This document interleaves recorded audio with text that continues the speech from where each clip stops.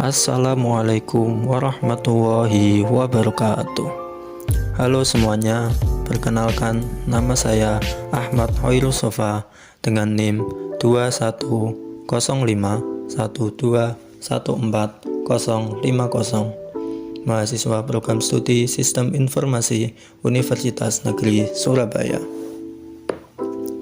Di video kali ini kita akan membicarakan tentang suatu sejarah, yakni sejarah perkembangan komputer. Sejak dahulu kala, proses pengolahan data telah dilakukan oleh manusia.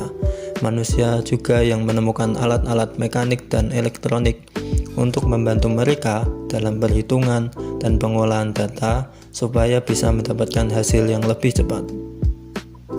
Komputer yang kita temui saat ini adalah evolusi panjang dari penemuan-penemuan manusia sejak dahulu kala, berupa alat mekanik maupun elektronik. Tidak bisa dipungkiri, komputer saat ini sudah bukan menjadi barang yang langka dan hanya dimiliki oleh seorang saja.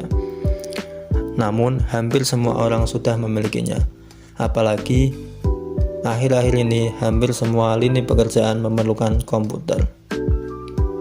Oleh karenanya, komputer zaman sekarang memiliki segudang fitur-fitur yang canggih dan desain yang ringkas. Namun, tahukah kalian kalau komputer zaman dahulu tidak sekecil sekarang loh? Penasaran? Yuk kita bahas. Oke, sebelum kita lanjut lebih dalam, mari kita mengenal apa itu komputer. Istilah komputer sebenarnya berasal dari bahasa Latin computare yang memiliki arti menghitung. Komputer merupakan sebuah perangkat elektronik yang diprogram untuk menerima data mentah sebagai input dan memprosesnya dengan sekumpulan instruksi untuk menghasilkan keluaran atau output. Pengertian komputer menurut beberapa ahli. Yang pertama disampaikan oleh Robert H. Lismer. Si Robert ini bilang kalau komputer adalah sebuah benda elektronik yang bisa melakukan berbagai tugas seperti menerima input, memprosesnya sesuai dengan perintah, menyimpan sebagai perintah dan mengelola hasilnya, serta menyediakan hasilnya dalam bentuk informasi yang lengkap. Pendapat yang kedua disampaikan oleh Hamaker. Menurut Hamaker, komputer adalah mesin penghitung elektronik yang cepat dan mampu mendapat informasi input digital agar kemudian memprosesnya sesuai dengan program yang sudah tersimpan di dalam memorinya, serta menghasilkan output dalam bentuk informasi. Pendapat selanjutnya disampaikan oleh Donald H. Sanders.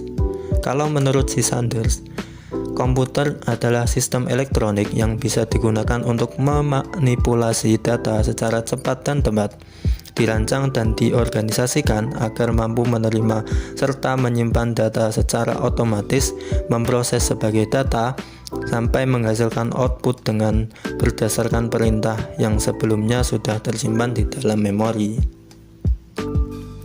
Kemudian yang keempat disampaikan oleh William M. Fowry. Kalau menurut si Fowry ini, komputer adalah alat yang mampu memproses data agar bisa melakukan perhitungan secara besar dan juga cepat, termasuk di dalamnya melakukan perhitungan aritmatika dan juga operasi logika, serta tidak ada campur tangan manusia di dalamnya. Selanjutnya disampaikan oleh William dan Sawyer.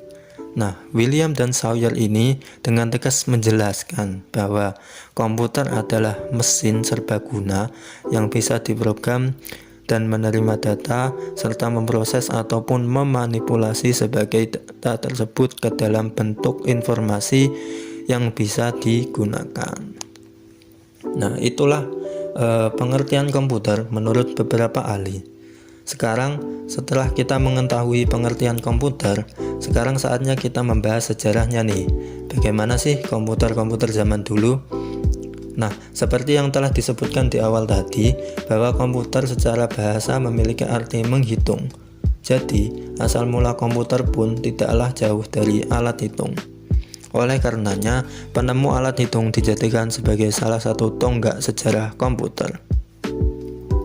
Kita akan membagi pembahasan kita dalam dua periode, yakni periode sebelum tahun 1940 dan periode setelah tahun 1940. Yang pertama, periode sebelum tahun 1940. Pada periode ini telah ditemukan beberapa alat hitung yang nantinya akan menjadi cikal bakal komputer. Nah, yang pertama ini bernama abakus atau sempoa. Sejarah awal komputer bermula saat ditemukannya abakus atau sempoa di Babilonia, yang sekarang termasuk wilayah Irak sekarang. Sekitar 2000 tahun yang lalu, sempoa atau abakus dapat dianggap sebagai cikal bakal mesin komputasi. Prinsip kerja alat ini dengan menggeser biji-biji yang diatur dalam sebuah rak.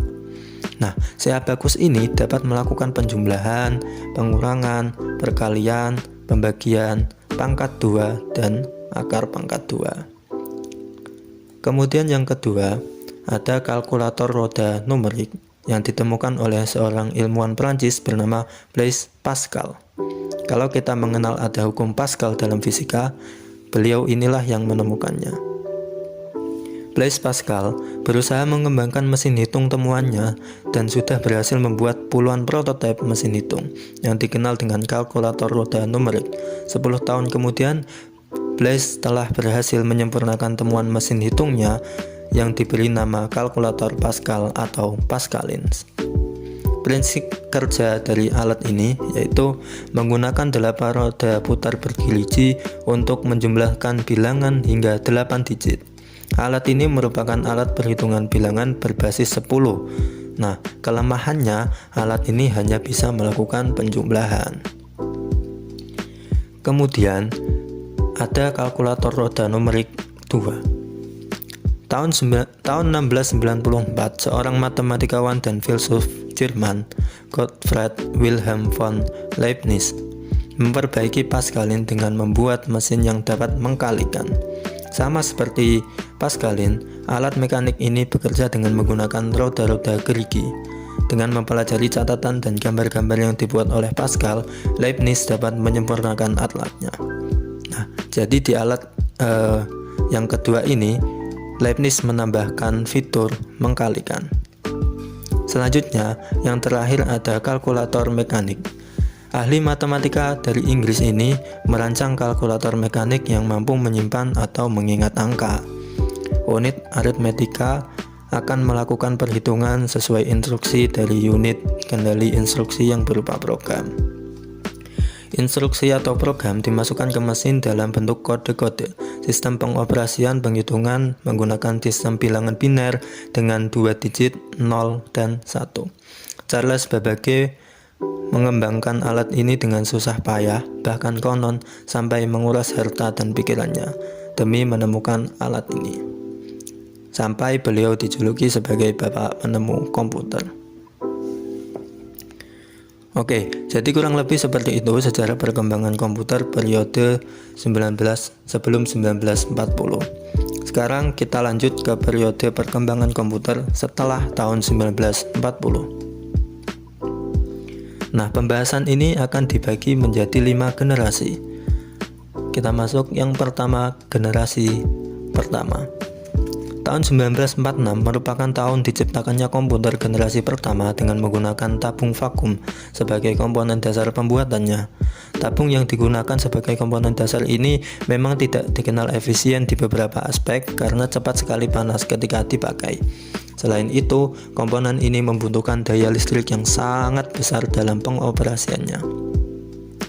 Ciri-ciri komputer generasi yang pertama: memiliki hardware yang jauh lebih besar serta membutuhkan ruang yang luas.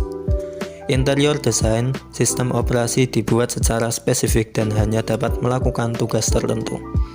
Program hanya dapat dibuat memakai bahasa mesin, menggunakan silinder magnetik untuk menyimpan data, membutuhkan daya listrik yang sangat besar, butuh mesin pendingin karena cepat panas, kapasitas penyimpan yang kecil, kinerjanya lambat, memakai konsep storage program dan menggunakan magnetic core storage sebagai memori utama, dan yang terakhir menggunakan tabung hampa sebagai sirkuit. Salah satu contoh dari komputer generasi pertama adalah Electronic Numerical Integrator and Computer atau ENIAC. ENIAC merupakan salah satu komputer generasi yang pertama. Komputer generasi pertama ini diciptakan oleh J. Presper dan John Mauchly. Mereka berdua membangun ENIAC dengan menggunakan 18.000 tabung vakum dengan ukuran 1.800 kaki dan mempunyai berat yang mencapai sekitar 30 ton. Sejarah komputer generasi pertama ini menjadi digital elektronik yang dipakai untuk kebutuhan paling umum. Program ENIAC ini sudah dirancang dari tahun 1942, namun baru dimulai pada tahun 1943 dan selesai pada tahun 1946. Bentuk program ENIAC memiliki ukuran yang sangat besar, bahkan pada peletakan program ini membutuhkan ruang seluas 500 meter kuadrat. ENIAC juga menggunakan 75.000 relay dan saklar, 18.000 tabung, 70.000 resistor, dan 10.000 kapasitor. Saat memulai pengoperasian, ENIAC membutuhkan daya listrik yang sangat besar, yaitu 140 kW. Dana yang dibutuhkan untuk membuat perangkat tersebut mencapai $1 juta. Selanjutnya adalah generasi yang kedua. Tahun 1959, komponen dasar untuk merancang komputer adalah teknologi transistor. Komponen ini dinilai jauh lebih efisien jika dibandingkan dengan tabung vakum yang dipakai di generasi yang pertama. Transistor mempunyai ukuran yang lebih kecil dibandingkan dengan tabung vakum, serta daya listrik yang dipergunakan juga lebih kecil untuk pengoperasiannya. Biaya pembuatan juga jauh lebih terjangkau. Bahasa pemrograman telah diganti menggunakan bahasa assembly dan bahasa simbolik. Dengan menggunakan bahasa pemrograman tersebut, programmer dapat memberikan instruksi dengan kata-kata. Ciri-ciri komputer generasi yang kedua telah menggunakan operasi bahasa pemrograman tingkat tinggi. Kapasitas memori utama menggunakan magnetic core storage, menggunakan simpanan eksternal seperti magnetic tape dan magnetic disk, mampu memproses secara real time dan real sharing. Ukuran fisik jauh lebih kecil dibandingkan dengan komputer generasi pertama. Kinerja lebih cepat, daya listrik lebih kecil. Pemakaian program ini tidak terpaku pada aplikasi bisnis, namun juga pada aplikasi teknik. Contoh komputer generasi kedua ini ada IBM 1401 yang diperkenalkan kepada umum pada tahun 1965. Merupakan komputer generasi kedua yang paling banyak digunakan oleh kalangan industri. Kemudian generasi ketiga. Komputer generasi ketiga dimulai pada tahun 1965, yang mana komputer dibuat menggunakan ICS. Teknologi ini menggeser fungsi transistor sebagai komponen dasar komputer. Transistor masih tetap digunakan, tapi ukurannya diperkecil. Beberapa transistor yang berukuran kecil tersebut dimasukkan di IC bersama dengan resistor dan kapasitor. Komputer generasi ketiga menjadi komputer pertama yang membuat operator dapat berinteraksi menggunakan keyboard dan monitor dengan tampilan sistem operasi. Selain itu, komputer ini membutuhkan biaya lebih murah sehingga dapat dijangkau masyarakat umum. Ciri-ciri komputer generasi ketiga. Listrik yang digunakan lebih hemat, software lebih meningkat, harga makin terjangkau, kapasitas memori lebih besar, kecepatan menggunakan IC sehingga kinerja komputer lebih cepat, memiliki kecepatan 10.000 kali lebih cepat dibandingkan generasi pertama. Komputer dapat melakukan multiprocessing. Komputer sudah menggunakan visual display dan dapat mengeluarkan suara. Menggunakan penyimpanan eksternal seperti disket magnetik, mampu melakukan komunikasi dengan komputer lain. Selanjutnya adalah komputer generasi keempat atau microprocessor. Komputer yang kita pakai sekarang merupakan komputer generasi yang keempat, yang mana dibuat dengan menggunakan komponen dasar bernama microprocessor. Chip microprocessor memiliki ribuan transistor dan beberapa macam elemen sirkuit yang mana saling terhubung menjadi satu. Intel menjadi sebuah perusahaan yang paling berpengaruh terhadap perkembangan chip mikroprosesor karena mereka berhasil menciptakan Intel 4004 yang merupakan cikal bakal perkembangan komputer. Ciri-ciri komputer generasi yang keempat dapat menggunakan LSI, sudah memiliki semikonduktor dan mikroprosesor yang berbentuk seperti chip untuk memorinya, dipasarkan pada sektor perorangan. Muncul komputer baru yang lebih efisien dan mudah dibawa kemana-mana, yaitu laptop. Komputer generasi yang kelima atau Artificial Intelligence. Generasi kelima ini sebenarnya masih tahap pembangunan, yang mana generasi ini akan mempunyai teknologi yang dibuat berdasarkan kecerdasan buatan atau Artificial Intelligence. Dalam sejarah perkembangan komputer, pengembangan komputer generasi kelima ini bertujuan agar menghasilkan perangkat komputer yang dapat merespon menggunakan bahasa yang digunakan manusia, diharapkan dapat mempelajari lingkungan di sekitarnya, serta dapat menyesuaikan diri sendiri. Ciri-ciri komputer generasi kelima. Komputer masih menggunakan teknologi LSI, namun akan banyak mengalami proses pengembangan. Memiliki fitur yang terus berkembang setiap tahunnya, semakin cepat dalam memproses informasi. Komputer memiliki kemampuan untuk mendengar, berbicara, melihat, dan lebih canggih lagi. Bahkan dapat memberikan sebuah kesimpulan layaknya seorang manusia.